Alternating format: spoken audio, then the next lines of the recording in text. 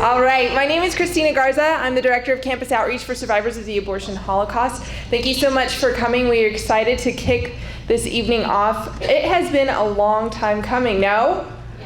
Okay, let me just tell you, I left with 2 vans full of young people at 4 a.m. this morning from California. We had a breakdown. Our director of operations got her arm stuck in, or slammed in a car door and went to urgent care. Everything you could think of that went wrong, that could go wrong, went wrong. We're gonna have some more young people arriving. Please welcome them when they get here. If they look a little ragtag, that's because they are. If they look a little weather-worn, that's because they are, because we ran into the worst weather on the way here. But we are really excited to be here. So, tonight, we are going to see the beginning of the end of third trimester abortion in Albuquerque, yes?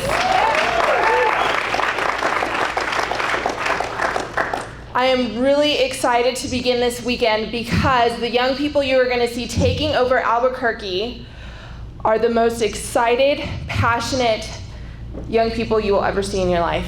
And I am ready for them to set this city on fire. I'm going to go ahead and bring up the people that invited us here. Bud and Tara Shaver were introduced to survivors through Providence. They met us at a concert, and then they decided through a piece of literature, nobody even talked to them, they read a piece of literature, they found out who we were, came to our training camp, and you're going to see a lot of training just like the camp we do in California. We're going to bring that here. So remember to come back this weekend. It's not too late to invite your friends. If you have friends that want to catch our training, we're going to be here tomorrow and Sunday. We have really excellent speakers tomorrow evening and Sunday evening, and it's not too late. So please invite everybody you know to come to the trainings. Bud and Tara Shaver, so I'll pick up where I left off. They came to our training camp. They decided to do a year of missionary work with us, and then they did an internship with Operation Rescue. And they came to Albuquerque and decided it is going to be their mission to make Albuquerque abortion free. And so for the past, so I think 3 years, for the past 3 years, they've been working to do that. I'm going to go ahead and bring them up. We're going to go ahead and have a conversation with Bud and Tara and talk about the evolution of events that got us here, what got us to this point. I'm going to go ahead and bring up our executive director, Jeff White, who's going to have a conversation, yes, the man that dragged us all out here. He's going to have a conversation with Bud and Tara to kick off the weekend. Bud and Tara, to share with you so that we can understand how this weekend, the coming week, evolved. But first let me ask you this. What brought you to, after our camp and being on the campus life tour and being on Wichita, what brought you to Albuquerque? Well, what brought us to Albuquerque essentially was God's providence. We were working in Wichita, Kansas with Operation Rescue, and we were looking forward to what God had in store next. And the organization that we work closely with, Project Defending Life, Father Stephen and Barado invited us out here to work with them and to just hone in on the late-term abortion clinic that snuck into this community. And so that's what brought us here, and I don't think the city's been the same since we got here. No, I mean, it's kind of one of those things where, unfortunately, due to the state of New Mexico, we'll talk a little bit more about that, but literally the absence of any type of laws or any type of restrictions on abortion really brought Curtis Boyd here to New Mexico. And so while he was being moved here, God was divinely moving in his strategy as well to say, look, you know what, I'm moving too. And so, just the movement of God, and just, also, like the faithfulness of Father Stephen and Project Defending Life and all the work that they've been doing for so many years, and so many pro-life organizations here locally that have been like holding down the fort for so many years. God is just kind of divinely orchestrating his kind of purpose for this city. So our prayers for this city, God has great plans for this city, and so we're trying to bring in our mentors here, to try and help equip this city and equip each one of us, each one of the bodies of Christ that are represented here, each of the different organizations that are represented, each of the different passions that you guys have. So we're just looking forward to seeing what God's going to do through this weekend and through this week. So you've been here about, 3 years? Is that Yes, correct? yes. Okay. And you touched on it. The other organizations you work with here, tell us a little bit about, what they do, and also a little bit about PDL or you know what it is. Project Defending Life. Thank you. Project Defending Life is a pro-life ministry here in Albuquerque, and they have many different ministries underneath their banner, the main one being the Gabriel Project, which serves the pregnant women in the community. Most of the women that do come into the Gabriel Project are intercepted at the local abortion clinics. Project Defending Life is 50 feet from the local Planned Parenthood that does surgical abortions, and so we have faithful sidewalk counselors that are out many days during the week and lovingly bringing the women over to Project Defending Life. Once we get the moms into our center, we're able to do the ultrasound, the pregnancy test, really assess their needs and determine what it's going to take to help them keep their babies. We do parenting classes, and we have a maternity home, and we just try to offer the moms of the community, the world, whatever we can give them to help them choose life. That's what we want to do. The other organizations that we do work closely with and that are present here in Albuquerque are CareNet. They are a pregnancy center here in town, not just here in town, but they have several centers in the state. We work closely with the Catholic Coalition of New Mexico and Voices for Family Values. Both of those are organizations that work more in the political realm to try to get pro-life legislation passed and hold our leaders accountable. And so those are the main organizations. Am I missing anything? Was that the only question? Oh, that was it. You touched on Boyd coming here to Albuquerque. Tell me a little bit about how that all transpired, why, and then also, if you would, just run right into a little bit of the reputation of these so-called doctors. If you would just share a little bit about all the knowledge, I know it's extensive, on that you have on the doctors here and how this all transpired. I think everyone will find that very interesting. Well, Curtis Boyd, as far as abortionists go, there's a certain MO that abortionists have. Curtis Boyd kind of brags about doing illegal abortions pre-Roe, and all the different abortionists throughout the country. We have, through Operation Rescue's research and through their extensive amount of documentation and evidence on abortions. Some abortionists, are kind of what they classify as level 1 abortionists, where they kind of just fly under the radar. If people need abortion services, they provide that for them. They don't really necessarily market it or really try and specialize in it.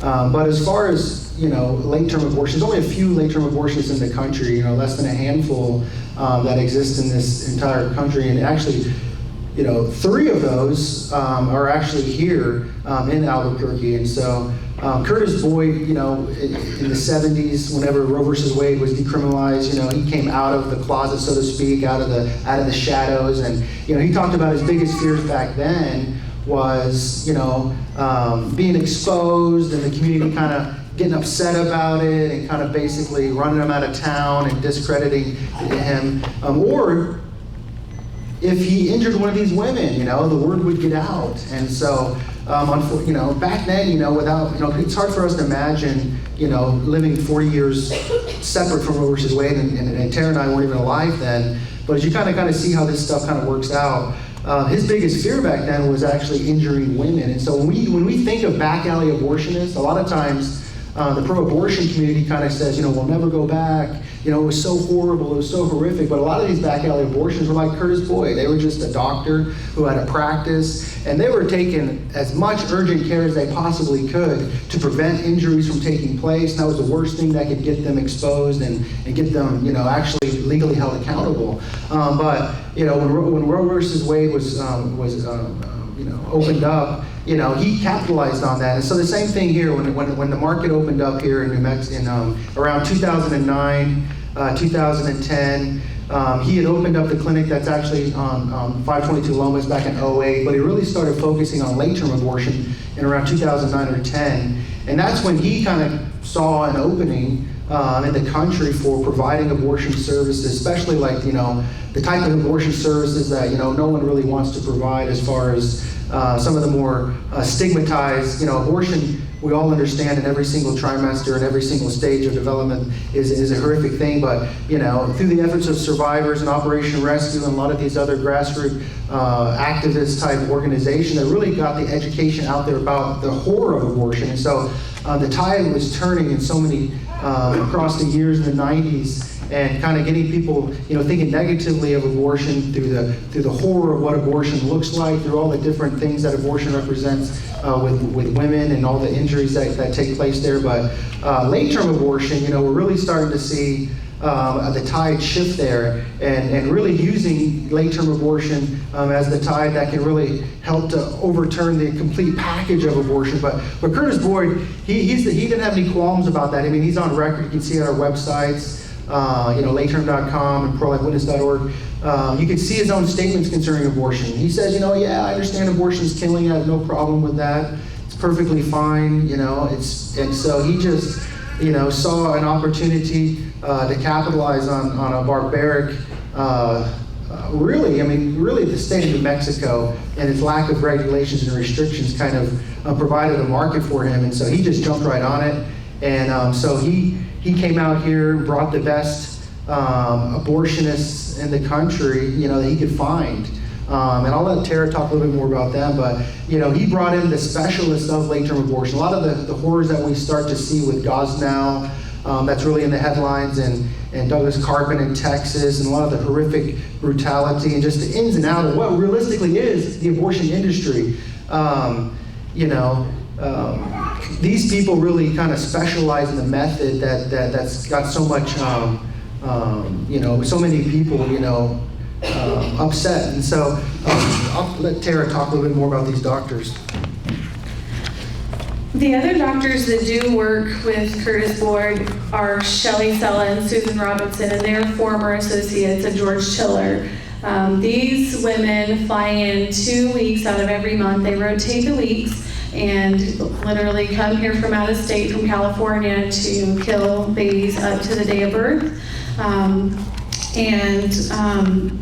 Shelley Sella most recently faced a medical board hearing here in New Mexico because of a 35-week abortion that she performed, in which the woman had her uterus rupture. And we'll talk more about this throughout the weekend, but a lot of times these abortionists, they are very careless, and the women reap the ultimate repercussions of that. She's also known to have, whenever she worked in Wichita, Kansas with George Tiller, one of the nurses at that facility came forward saying that, as in the case of Gosnell and Carpin, babies were being born alive at that facility.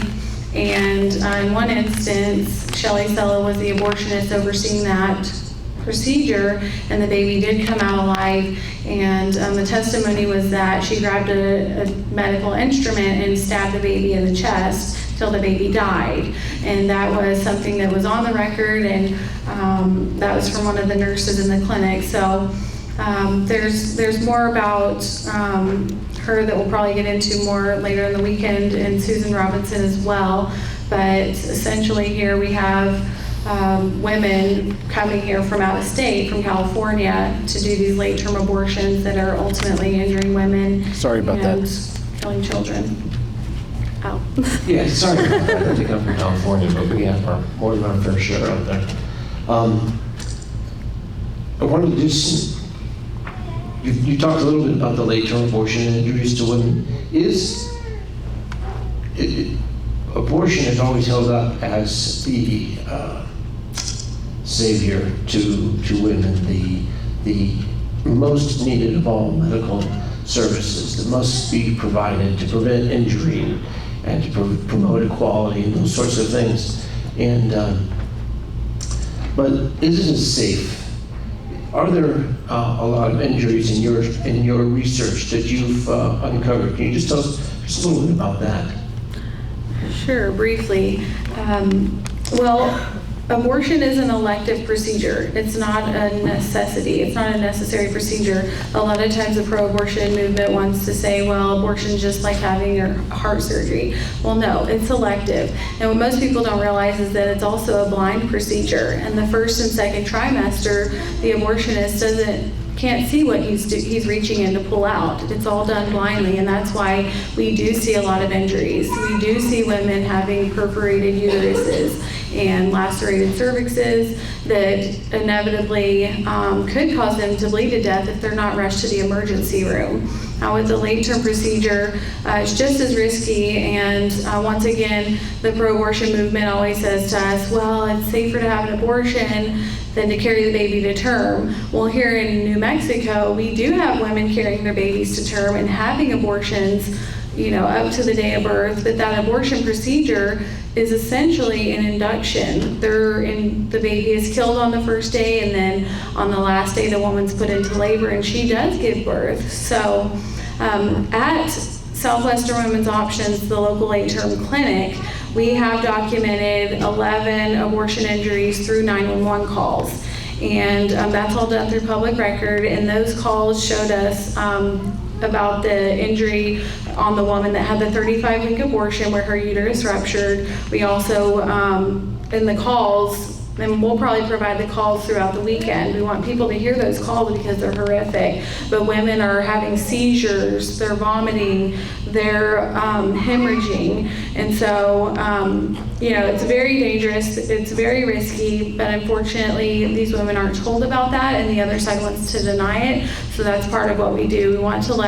We really believe that women deserve to know the risk that they're putting themselves in. And so we have documented those injuries, and we've also had subsequent injuries since then. Well, we've seen ambulances go to the abortion clinic, but now the clinic is what's the word? Circumventing us documenting that. So, so they know that as we have, through the law, through the public records inspections, gotten these 911 calls that made them public, really in the interest of public safety, they're now circumventing that to where those records aren't public anymore. And so, no, abortion is not safe. It's never necessary, and that's why we're here to help women to see that and to learn that. And what's interesting too, with the stigma or the propaganda of we'll never go back to the back alley. We're finding here with these abortion clinics trying to just keep all this stuff under wraps so that no one knows about it. It's not that like in the 70s and the 60s, as Boyd was operating and stuff, he was operating because he was violating laws. Well, now it's abortion itself. It's the very act of abortion that they're trying to keep hidden from the general public, because if the word got out about the horrors, not just what we see of the baby, imagine all the pictures that you can fathom in your mind of all the babies and the brutality of what abortion represents to these children. Just magnify that and just equate that with what a woman goes through that